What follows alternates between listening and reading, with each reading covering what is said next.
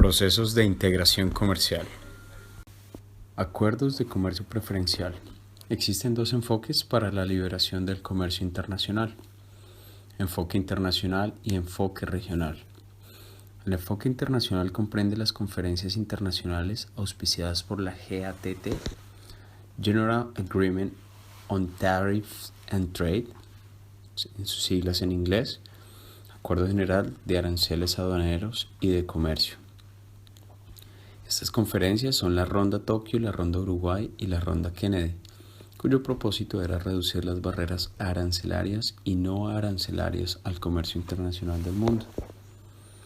El enfoque regional, por su parte, comprende los acuerdos entre un pequeño número de países, cuyo propósito es establecer el libre comercio entre ellos, manteniendo las barreras al comercio con el resto del mundo. La Comunidad Europea y el Tratado de Libre Comercio entre México, Estados Unidos y Canadá son buenos ejemplos de tales acuerdos de comercio preferencial. Para Miltiades Chacholiades, los acuerdos de comercio preferencial pueden adoptar varias formas y distingue básicamente 5 de estos acuerdos: Club de Comercio Preferencial, Área de Libre Comercio, Unión Aduanera, Mercado Común y Unión Económica. Es importante recordar que los países de Europa procedieron gradualmente en el proceso de integración hasta llegar a una unión económica, que es la forma más completa de integración entre dos o más países. Los primeros países europeos en confirmar esta unión económica fueron 6: Bélgica, Francia, Alemania Occidental, Italia, Luxemburgo y Holanda. Se integraron primero bajo la forma de una unión aduanera. Posteriormente transitaron hacia un mercado común hasta llegar a construir una unión económica con políticas monetarias y fiscales comunes, con una moneda común, el euro, y por tanto con un solo banco central, el Sistema Europeo de Bancos Centrales. Club de Comercio Internacional. Es cuando más de dos países reducen sus respectivos impuestos a las importaciones de todos los bienes, excepto los servicios de capital. Es decir, cuando intercambian pequeñas preferencias arancelarias. En 1932, la Gran Bretaña y sus asociados de Mancomunidad establecieron un sistema de comercio conocido como Sistema de Preferencias de la Mancomunidad. Los países de la Mancomunidad bajaron sus tasas arancelarias para el comercio mutuo, es decir, para las importaciones de los demás países de la Mancomunidad, pero mantuvieron sus mayores tasas arancelarias para las importaciones del resto del mundo. La asociación de 48 países entre Inglaterra y sus antiguas colonias es un buen ejemplo histórico de un club de comercio preferencial. Zona de libre comercio. Sucede cuando más de dos países eliminan todos los impuestos de importación a su comercio mutuo entre todos los bienes, excepto los de capital, pero mantienen sus aranceles originales frente al resto del mundo.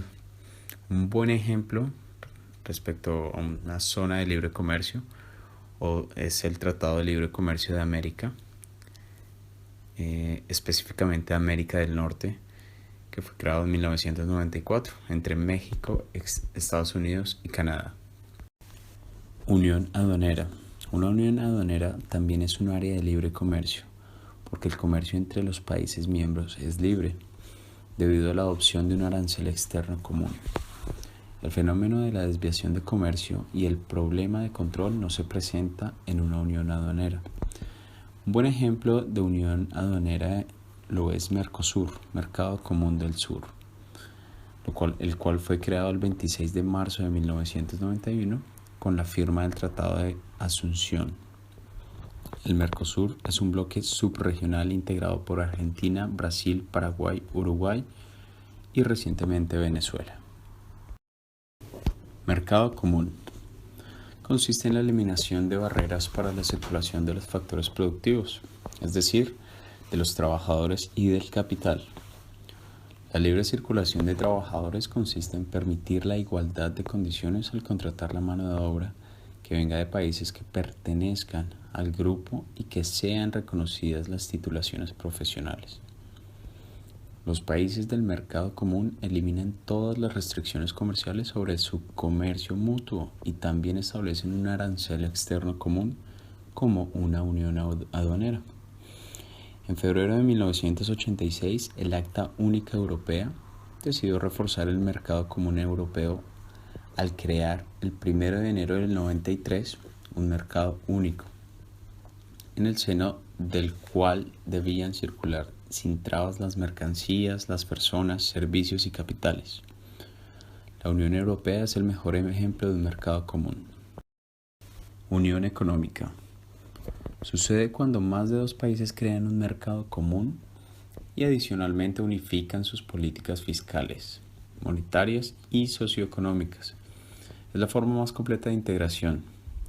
La unión económica supone un grado más en la armonización de las políticas fiscales y monetarias.